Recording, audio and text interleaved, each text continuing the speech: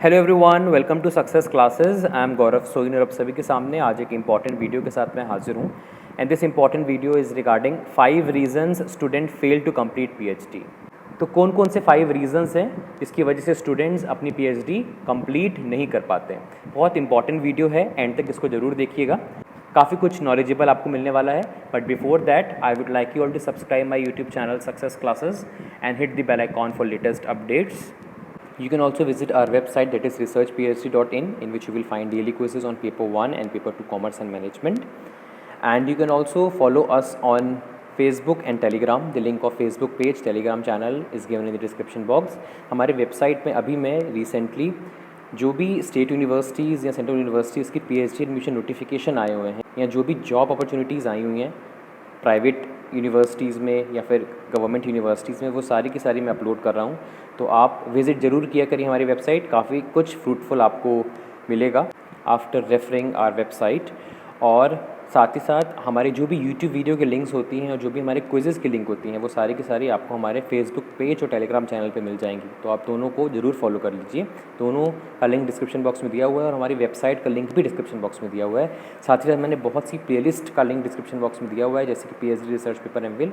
ये बहुत ही अच्छी प्लेलिस्ट है और हर एक रिसर्च स्कॉलर को ये प्लेलिस्ट देखनी चाहिए, क्योंकि काफ़ी फ्रूटफुल वीडियोस मैंने डाले हुए हैं। आप ही की जो क्वेरीज़ आती हैं उसको ध्यान में रख करके मैंने वीडियोस बनाए हैं, तो आप ज़रूर देखिएगा इस प्लेलिस्ट को, काफ़ी हेल्प मिलने वाली है अगर आप पीएचडी कर रहे हो या आगे जा कर के पीएचडी करना चाहते हो। तो अगर आप नेट जेआरएफ सेट या पीएचडी एंट्रेंस एग्ज़ाम की तैयारी कर रहे हैं तो रिसर्च एप्टीट्यूड एंड स्टैटिस्टिक्स वाली प्लेलिस्ट बहुत इंपॉर्टेंट है, आप उनको रेफ़र करिए। पूरा complete research aptitude and statistics मैंने कवर करवाया हुआ है और हर एक वीडियोज़ ट्रिक बेस्ड हैं, बहुत ही ईजी और बहुत ही क्रिस्टल क्लियर तरीके से मैंने कॉन्सेप्ट को समझाया हुआ है, जो कि आपको लॉन्ग टर्म रिटेन करने में मदद करेगा। तो आप रेफ़र कर सकते हैं रिसर्च एप्टीट्यूड एंड स्टैटिस्टिक्स वाली प्लेलिस्ट। और expected multiple choice questions of paper 1 के ऊपर भी मैंने एक प्लेलिस्ट बनाई हुई है, जिसमें मैंने एक्सपेक्टेड मल्टीपल चॉइस क्वेश्चंस डाले हैं पेपर 1 के, जैसे कि people environment, communication, higher education system.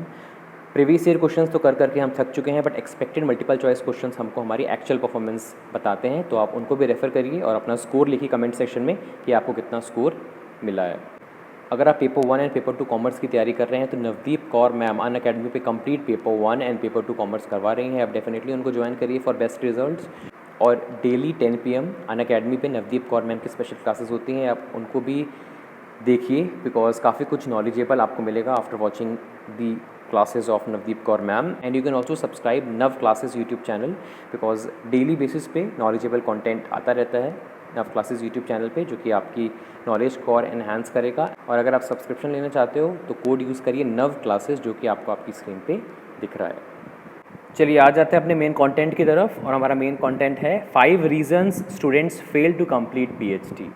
कौन कौन से 5 रीजंस होते हैं जिसकी वजह से स्टूडेंट्स अपनी पीएचडी कंप्लीट नहीं कर पाते। तो मैं आपको डिटेल में ये 5 पॉइंट्स बताने वाला हूँ, और आपको ये पॉइंट्स बिल्कुल भी इनकॉर्पोरेट नहीं करने हैं अगर आप अपनी पीएचडी टाइम पे कंप्लीट करना चाहते हो तो। First is over motivation. कई बार होता ये है कि अगर आपका नेट जेआरएफ क्लियर हो गया हो, या फिर आपके मास्टर्स में अच्छे परसेंटेज आए हैं, या फिर आप एक ब्राइट स्टूडेंट रहे हैं, तो आपको ऐसा लगता है कि मैं सब चीज़ कर लूँगा। आप बहुत ज़्यादा एक्सपेक्टेशंस लगा लेते हैं अपने आप से, आपको हर एक चीज़ बहुत इजी लगने लग जाती है। और जब डिफ़िकल्टीज़ आपको फेस होने लगती हैं पीएचडी के दौरान, तो आपको लगता है नहीं, PhD is not my cup of tea, right. This is because you are over motivated. आपने अपने आप को इतना ज़्यादा पैम्पर कर लिया है कि जो भी डिफ़िकल्टीज़ पीएचडी के दौरान आती हैं आप उसको फेस नहीं कर पाते हो, और फिर आप ये डिसीजन लेते हो कि मुझे पीएचडी क्विट कर देनी चाहिए, या फिर पीएचडी कंप्लीट होने में आपको टाइम लगता है। Is it clear? तो आपको एक स्टेबल तरीके से पीएचडी में अपने आप को एनरोल करना है, और आपको पूरी कोशिश करनी है कि जो भी ड्यूटीज़, जो भी वर्क आपके सुपरवाइज़र आपको देते हैं, आप उसको टाइमली वे में कंप्लीट करो, जिससे आपकी टाइमली PhD complete हो जाए। Is it clear? So over motivation is the first point that you should not consider if you want to complete your PhD on time. चलिए सेकेंड पॉइंट की तरफ आ जाते हैं। Second point is not understanding the role of supervisor. Generally क्या होता है कि जो PhD स्टूडेंट्स होते हैं वो अपने मन में एक ऐसा परसेप्शन बना लेते हैं कि सुपरवाइज़र एक ऐसे व्यक्ति होते हैं जो हमको PhD डिग्री प्रोवाइड करते हैं। पर आपको मैं आज एक्चुअल अगर मीनिंग बताऊं कि सुपरवाइज़र की क्या ड्यूटीज़ रहती हैं टुवर्ड्स रिसर्च स्कॉलर, तो वो ये रहती है कि इनिशिएटिव हमेशा रिसर्च स्कॉलर को ही लेना है। लिटरेचर रिव्यू आपको ही करनी है, आपको ही रिसर्च गैप्स आइडेंटिफाई करने हैं, आपको ही मेहनत करनी है उसके ऊपर। और अगर इस बीच किसी प्रकार की प्रॉब्लम आती है तो आपको सुपरवाइज़र से पूछना है। Is it clear? वो आपको बिल्कुल ब्रीफली बता देंगे कि आपको क्या क्या करना है और आपको टाइम दे देंगे कि आपको इस टाइम के अंतर्गत अपना काम पूरा करना है। बाकी इन केस अगर कोई प्रॉब्लम आती है तो आपको पहले तो ये कोशिश करना है कि अपने लेवल पे अगर आप उससे डील कर पाओ, पर अगर आपको लगता है कि नहीं, this particular problem requires the expertise of my supervisor, तो ही आप उनसे कॉन्टैक्ट करो। तो सुपरवाइज़र हमेशा आपकी हेल्प करेंगे, हमेशा आपको गाइडेंस प्रोवाइड करेंगे, बट आपको इनिशिएटिव लेना है, आपको खुद मेहनत करनी है, आपको पूरी कोशिश करनी है कि टाइमली तरीके से आपकी पीएचडी कंप्लीट हो जाए। जो भी टाइम बाउंड्स, जो भी टाइम लिमिटेशंस आपको आपके सुपरवाइज़र ने प्रोवाइड किए हैं, आप उस टाइम रिस्ट्रिक्शंस के अंदर ही अपना वर्क कंप्लीट करो और अच्छी तरीके से करो, जिससे आगे जा कर के कोई भी प्रॉब्लम ना आए। Is it clear? और कई बार तो ऐसा होता है कि आप सब कुछ अपने सुपरवाइज़र के ऊपर छोड़ देते हो कि मेरे सुपरवाइज़र जब मुझे बोलेंगे तो ही मैं ये काम करूँगा, अभी उनका कोई मैसेज नहीं आया तो मुझे नहीं करना है। ऐसा बिल्कुल भी नहीं करना है और बाद में ऐसा होगा भी नहीं कि सुपरवाइज़र आपसे बार बार फॉलोअप ले रहे हैं, बार बार आपको कॉल कर रहे हैं या मैसेज कर रहे हैं पूछने के लिए कि आपने काम किया कि नहीं किया। ये आपकी पीएचडी डिग्री है, आपको सिंसियर रहना है towards your work. Is it clear? तो सुपरवाइज़र का रोल समझिए आप। सुपरवाइज़र आपको सुपरवाइज़ करते हैं, काम आपको करना है। किसी प्रकार की प्रॉब्लम आती है आप उनकी तरफ हेड कर सकते हैं, वो डेफिनेटली आपको उसका सॉल्यूशन बताएंगे। चलिए आ जाते हैं थर्ड पॉइंट की तरफ, and third point is lost in literature review. Generally होता क्या है, इनिशियल पीएचडी स्टेज में आपको लिटरेचर रिव्यू करना पड़ता है। आपके सुपरवाइज़र आपको बोलेंगे आप लिटरेचर रिव्यू करो रिलेटेड टू योर फील्ड। जैसे अगर मैं फाइनेंस की बात करूं तो फाइनेंस में बहुत सी चीज़ें होती हैं, जैसे कि working capital management, debtors management, cash management, capital budgeting. तो जब भी आप लिटरेचर रिव्यू कर रहे होते हो तो आपको हर एक चीज़ इंपॉर्टेंट लगने लग जाती है। आपको लगता है हाँ, ये वाला टाइटल भी बहुत अच्छा है, ये रिसर्च पेपर ही मुझे पढ़ना चाहिए, इसको भी मुझे गो थ्रू करना चाहिए, इस चीज़ को भी मुझे पढ़ना चाहिए। आपको इतनी सारी चीज़ें रेलेवेंट लगने लग जाती हैं जिसकी वजह से आप लॉस्ट हो जाते हो, आप विजनलेस हो जाते हो, क्योंकि आपने इतना सारा लिटरेचर रिव्यू कर लिया है, आपने किसी एक चीज़ पे फोकस नहीं किया, आप इतनी सारी चीज़ें आपने पढ़ ली, इसकी वजह से आपको समझ में ही नहीं आ रहा कि क्या चीज़ मैं उठाऊं, क्या चीज़ मैं छोड़ूं और किस चीज़ के ऊपर मैं काम करूं, किस चीज़ को मैं छोड़ दूं। इससे होता क्या है कि आप मेस्ड अप होने लग जाते हो और फ्रस्ट्रेशन आ जाती है आपके मन में, और ये फ्रस्ट्रेशन आपको इंड्यूस करती है कि आप पीएचडी को क्विट कर दो। Is it clear? तो हमेशा एक विजन रखो, एक टॉपिक उठाओ और उससे रिलेटेड जो भी रिसर्च पेपर्स आपको मिलते हैं आप उसको स्टडी करो, जिससे आपको रिसर्च गैप्स आइडेंटिफाई हो सकें और आपको पता हो कि ये मेरा टॉपिक है, ये मैंने रिसर्च गैप्स आइडेंटिफाई किए हैं और इस पे मैं आगे जा कर के काम करने वाला हूँ, rather than indulging yourself in so many topics of a subject. Is it clear? Fourth point की तरफ आ जाते हैं। Fourth point is time management mistakes. ये बहुत बड़ी मिस्टेक है जो शायद आपको आपकी पीएचडी कंप्लीट ना होने दे। Is it clear? जनरली होता क्या है कि जब आप पीएचडी कर रहे होते हो तो साइमल्टेनियसली आप कुछ ना कुछ वर्क कर रहे होते हो या आपकी कुछ पर्सनल ड्यूटीज़ भी होती हैं टुवर्ड्स योर फैमिली। तो होता क्या है कि हम चीज़ों को प्रायोरिटाइज़ नहीं कर पाते हैं। हमारे सामने इतनी सारी चीज़ें होती है कि हम प्रायोरिटी सेट नहीं कर पाते कि किसको हम प्रायोरिटी दें, किसको हम प्रायोरिटी ना दें।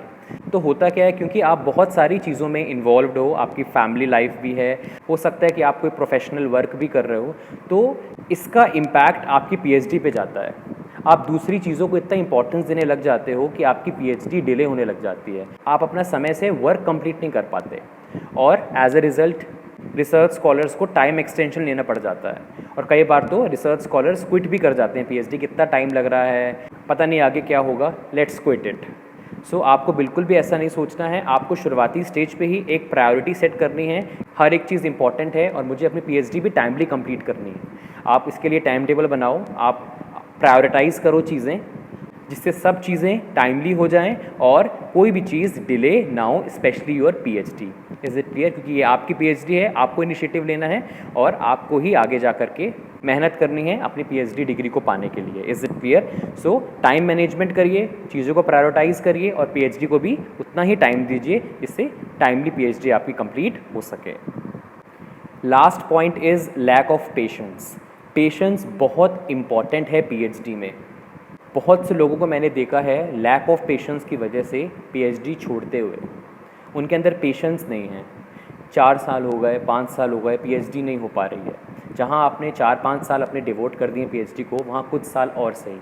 तो आपको पीएचडी के दौरान पेशेंस रखना पड़ेगा। जिस थॉट प्रोसेस से आपने पीएचडी स्टार्ट की है वही थॉट प्रोसेस आपको एंड तक रखनी है कि मैंने पीएचडी स्टार्ट की है, मुझे अपने नाम के आगे डॉक्टर लगाना है और मैं अपने नाम के आगे डॉक्टर लगा के ही रहूँगा, चाहे कितना भी टाइम हो जाए। बस आपको अपना वर्क करते रहना है टाइमली तरीके से और पूरी कोशिश करनी है कि समय पे आपकी पीएचडी कंप्लीट हो जाए। Is it clear? So have patience, good things takes time और आपकी पीएचडी डेफिनेटली कंप्लीट होगी। Is it clear? So these 5 points are very much important और आपको इन पॉइंट्स को बिल्कुल भी फॉलो नहीं करना है। वैसे जनरली मैं बाकी वीडियोज़ में आपको बोलता हूँ कि आपको सारे पॉइंट्स फॉलो करने हैं, पर इस पर्टिकुलर वीडियो में मैं आपको बोल रहा हूँ कि these points should not be incorporated because it will leads to delay और sometimes fail to complete PhD. Is it clear? तो आई होप आपको ये सेशन फ्रूटफुल लगा होगा। अगर पसंद आया हो वीडियो तो लाइक कर दीजिएगा और एक प्यारा सा कमेंट भी कर दीजिए। इसी मोटिवेशन के साथ हम आप लोग के लिए वीडियोस लाते रहें और शेयर करिए इस वीडियो को ज़्यादा से ज़्यादा, इससे ज़्यादा से ज़्यादा लोगों तक ये वीडियो पहुँच सकर उनको भी इस टॉपिक के बारे में कंप्लीट नॉलेज हो जाए। कोई और क्वेरी है तो आप इस वीडियो के कमेंट सेक्शन में लिख सकते हैं, हम डेफिनेटली उसको कंसिडर करेंगे। ऐसे इंपॉर्टेंट वीडियोज़ में लाता रहूँगा, बने रहिएगा हमारे साथ। जय हिंद, जय भारत।